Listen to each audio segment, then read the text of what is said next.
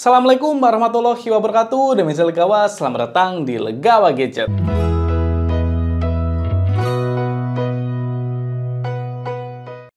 Sebelumnya jangan lupa untuk klik tombol subscribe untuk support channel Legawa Gadget. Terima kasih. Ya, sudah sekitar 1 bulanan ini saya dibuat puas sama smartphone terbaru saya, yaitu ini dia Infinix Zero 30 4G. Setelah digunakan cukup lama, ternyata smartphone ini makin memberikan hal-hal yang sangat memuaskan kalau dibandingkan dengan smartphone lainnya di kelas harga yang sama. Kira-kira bagaimana review saya yang membuat saya puas dengan smartphone ini? Untuk jawabannya, langsung aja kita mulai di Gadget Review. Hal pertama yang membuat saya puas yaitu desain dan build quality-nya. Infinix Zero 30 4G memiliki desain yang outstanding untuk di range harga 2-3 juta rupiah saja. Ya, bisa dilihat saya mereview yang berwarna sunset gold. Dan ini perpaduan warnanya ciamik dengan feel yang premium. Bagian backcase ada efek pantulan cahaya dengan bagian kerangkanya memiliki finishing chrome berwarna emas. Tidak lupa di sisi-sisi bagian modul kameranya juga memiliki finishing chrome emas. Feel premium makin terasa berkat ukuran smartphone ini yang sangat tipis, yaitu hanya di kisaran 7,9 mm saja. Untuk build quality, Infinix Zero 30 juga sudah mantap karena di bagian layar kacanya sudah diproteksi dengan Corning Gorilla Glass. Kemudian untuk backcase-nya saya masih kurang tahu pasti bahannya apa, tapi feel-nya ini terbuat dari kaca juga. Untuk bagian backcase juga tidak fingerprint magnet, jadinya smartphone ini tidak mudah kotor. Mungkin yang harus diperhatikan di sektor ini yaitu ukurannya yang cukup besar.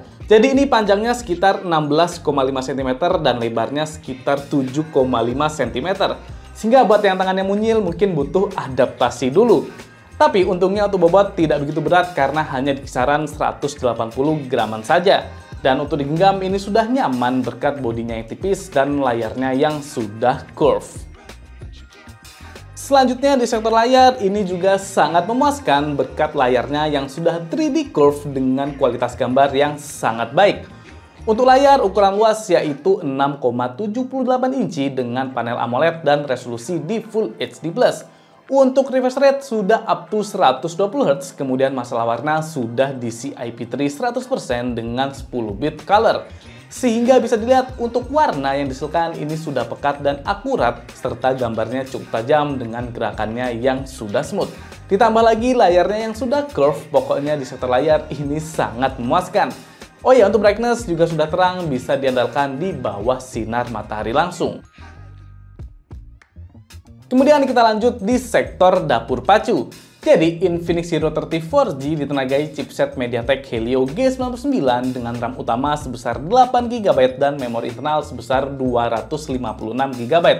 Ya, di sektor ini saya rasa tidak ada yang spesial soalnya memang untuk chipset Helio G99 sudah sangat wajar digunakan di smartphone dengan range harga segini. Paling yang saya suka yaitu memori internalnya yang besar yaitu 256 GB dan sudah UFS 2.2. Cuma yang disayangkan smartphone ini tidak support micro SD. Untuk gaming tentu smartphone ini sudah mumpuni dan saya rasa performanya masih bisa diandalkan hingga 1-2 tahun ke depan. Performa dari Infinix Zero 30 4G juga stabil yang dimana saya tes menggunakan CPU throttling selama 30 menit, hasilnya bisa dapat di 91%. Kemudian menggunakan wildlife stress test dapat stability-nya di 98,3%. Sehingga walaupun bodinya yang tipis, tapi smartphone ini tetap bisa stabil performanya. Kemudian untuk gaming, smartphone ini memiliki fitur gaming mode yang cukup lengkap. Yang pertama tentu kita bisa atur untuk mode performa dari smartphone ini, yaitu dari power saving, equilibrium, dan performance. Kemudian ini dia fitur lengkap dari gaming mode-nya.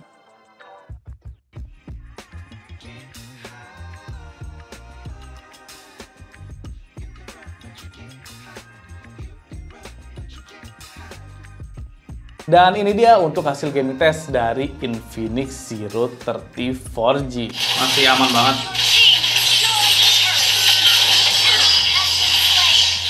Ya, bisa dilihat ya. Kondisi ramai turun ke 50-an fps.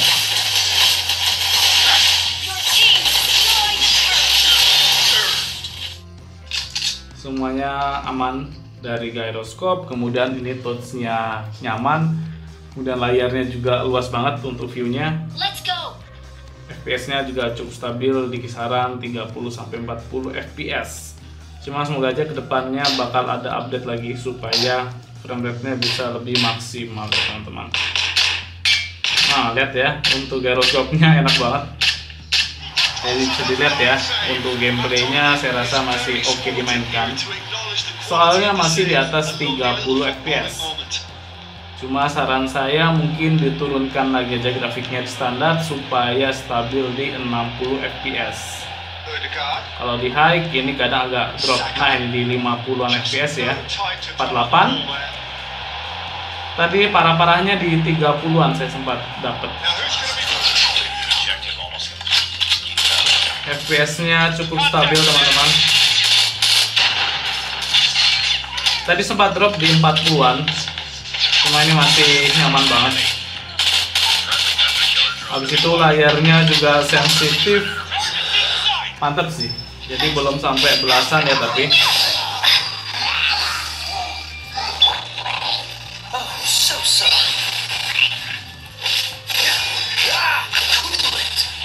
Ya. Ini dari tadi FPS-nya agak parah. Jadi cuma di 20-an FPS saja. Nah, gimana harusnya kalau sesuai pengaturan itu di 60 FPS ya teman-teman. Selanjutnya untuk software Infinix Zero 34G menggunakan UI yang terbaru yaitu XOS versi 13.1 dengan Android versi 13. Untuk fitur saya rasa di Zero 34G sekarang makin matang. Seperti fitur Always On Display yang sudah di-upgrade. AOD-nya sekarang bisa diatur apakah mau menyala terus, menyala sesuai jadwal, atau menyala yang dimana hanya 10 detik saja. Kemudian untuk AOD-nya sekarang bisa menampilkan berbagai notifikasi seperti Facebook, Instagram, hingga WhatsApp. Untuk pilihan tampilan, AOD-nya juga makin bervariasi.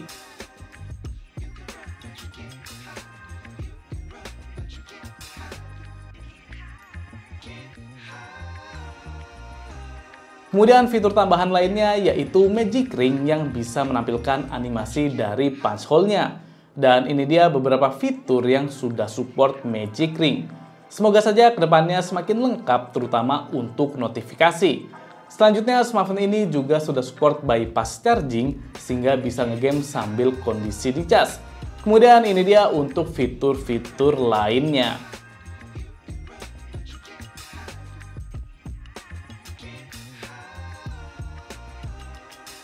Kita lanjut ke sektor kelebihan lainnya dari Infinix Zero 34G yaitu kameranya. Untuk kamera, Infinix Zero 34G memiliki 3 buah kamera belakang dengan setup kamera utama sebesar 108 megapiksel bukaan f1.7. Kemudian lensa depth sensor dan makro masing-masing 2 megapiksel bukaan f2.4. Untuk kamera depannya sebesar 50 megapiksel bukaan f2.5. Untuk sensor video sudah support hingga 2K 30 fps, kemudian bisa 1080p 60 fps. Untuk fitur lainnya sudah support stabilisasi EIS, kemudian juga tersedia Ultimate Video Enhancement. Sayangnya untuk kedua fiturnya tidak bisa aktif bersamaan, dan supportnya di 1080p 30 fps saja. Fiturnya ini juga tersedia untuk kamera depan. Nah, ini dia langsung saya bandingkan. Jadi yang pertama untuk stabilisasi EIS benar-benar bisa meredam goncangan dengan sangat baik.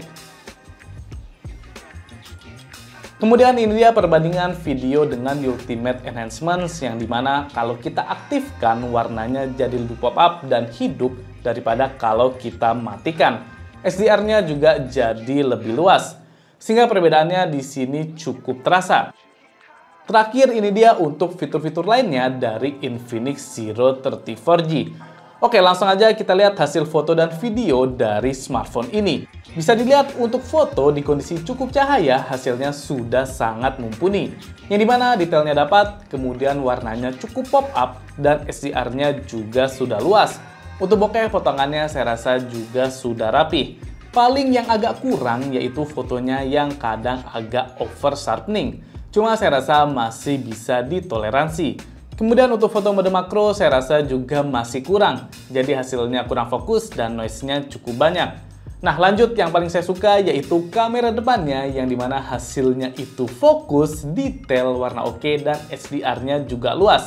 Overall saya sangat puas dengan hasil kamera depannya, baik kondisi cukup maupun kurang cahaya. Bisa dilihat saya coba foto di stadion saat Piala Dunia, dan untuk backgroundnya ini sangat terang soalnya langsung kena lampu sorot stadion. Waktu saat saya foto kondisi backgroundnya hanya terang saja. Tapi saat sudah saya foto bisa dilihat processing fotonya sangat baik.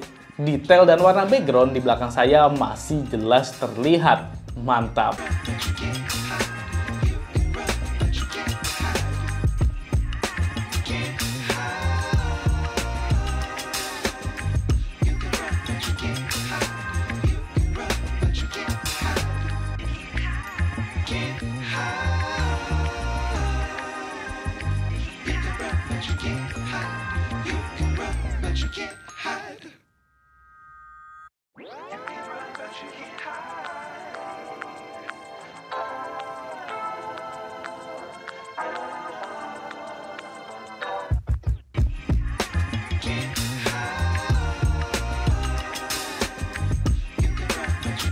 Ini dia contoh perekaman video Full HD 60 fps di Infinix Zero 30. Ya, untuk kualitasnya ini mantep ya.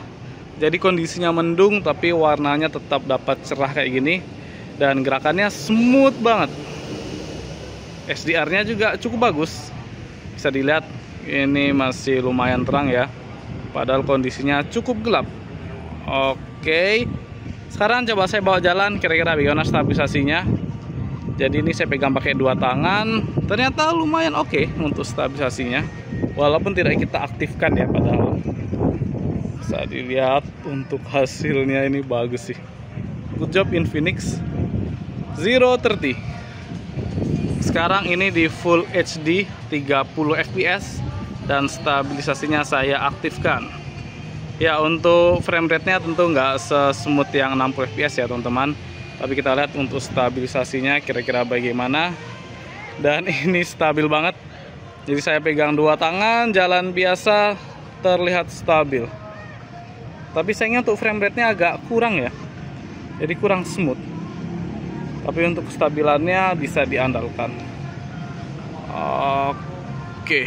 Sekarang ini di 2K 30 fps, ya kualitas tertingginya. Kira-kira bagaimana? Kalau saya lihat ini bagus ya, jadi cukup detail dan warnanya juga masih hidup banget. Padahal kondisinya mendung. Good job. Untuk HDR-nya bisa kita cek di sini. Dan HDR-nya masih bagus juga. Ini dia dapat fokus di mata saya ya. Oke. 2K 30 fps. Kita bawa jalan satu tangan, satunya nggak pegang. Lumayan getar teman-teman. Cuma pegel tangan saya. Kita coba ganti. Oke. Overall bagus sih. Untuk di harga 3 juta kecil, hasil kamera depan seperti ini, good job. Ini dia contoh perekaman video Full HD 60 fps di kondisi malam hari. Bisa dilihat hasilnya cukup oke ya. Ini gelap banget. Jadi kita lagi ada di daerah Solo. Oke, untuk di harga 3 jutaan saya rasa ini termasuk bagus ya hasilnya. Untuk stabilisasi ini mati, jadi nggak aktif stabilisasinya. Saya pakai dua tangan tapi ternyata masih lumayan stabil. Oke, keren ya. Sekarang ini di Full HD 30 fps, stabilisasi saya hidupkan. Ya, saat stabilisasi aktif maka noise-nya jadi makin kerasa ya. Tapi coba kita bawa jalan, ternyata stabilnya bagus juga. Jadi saat ada langkah dia getarannya sedikit. Yang dimana di kondisi malam biasanya agak kesusahan untuk smartphone yang pakai stabilisasi. Kita bawa jalan lagi. Oke, ini stabil banget ya teman-teman. Padahal kondisinya gelap seperti ini. Ya, sekarang ini hasil kamera depan di Full HD 30 fps. Stabilisasinya saya hidupkan. Noise-nya lumayan kerasa. Kita coba backlight. Oke, bagian backgroundnya keren ya. Masih jelas, tapi muka saya agak susah karena memang kondisinya agak sulit. Sekarang kita coba bawa jalan teman-teman. Kira-kira bagaimana dengan stabilisasinya, dan lumayan stabil. Oke, mantap. Ini saya satu tangan ya megangnya, jadi satunya nggak megang. Untuk mikrofon juga silakan dinilai sendiri. Nggak masuk.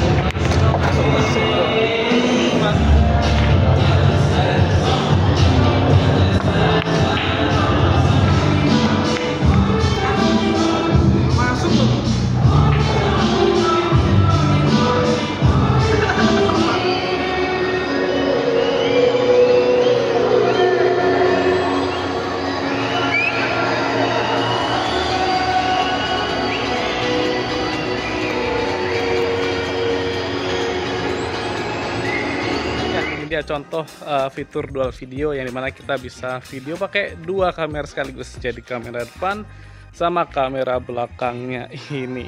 Oke, fokusnya bagus ya. Jadi di sini saya bisa bikin konten reaksi gitu, dan untuk gerakannya saya rasa ini cukup smooth ya, jadi nggak begitu patah-patah. Oke, bisa dibalik untuk framenya, mau yang kamera belakang di atas atau mau di bawah. Ya, oke. Ya, ini mangga teman-teman. Saya sambil bawa mangga gedong gincu. Oke. Fiturnya lumayan bagus. Jadi yang paling penting itu nggak ngelek-ngelek ya. Jadi cukup lancar untuk dual videonya. Kemudian untuk sensor, Infinix Zero 34G sudah memiliki sensor yang lengkap, yaitu terdapat magnetic, gyroscope hardware, dan sudah tersedia NFC juga. Untuk fingerprint sudah in-display dengan performa yang akurat dan ngebut.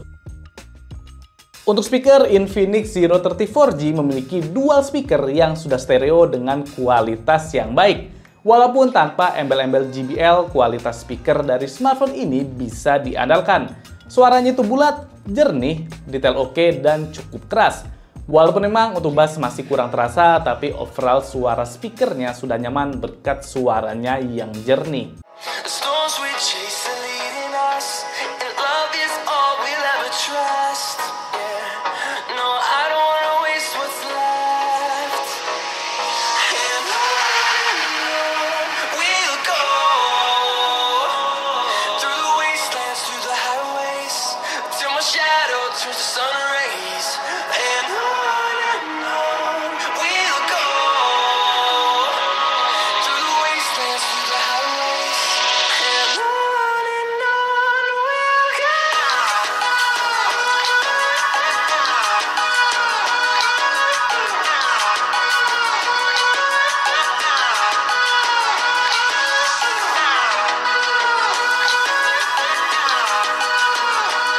Terakhir untuk baterai, Infinix Zero 34G ditanamkan baterai sebesar 5000 mAh dengan daya tahan yang ya saya rasa standar saja.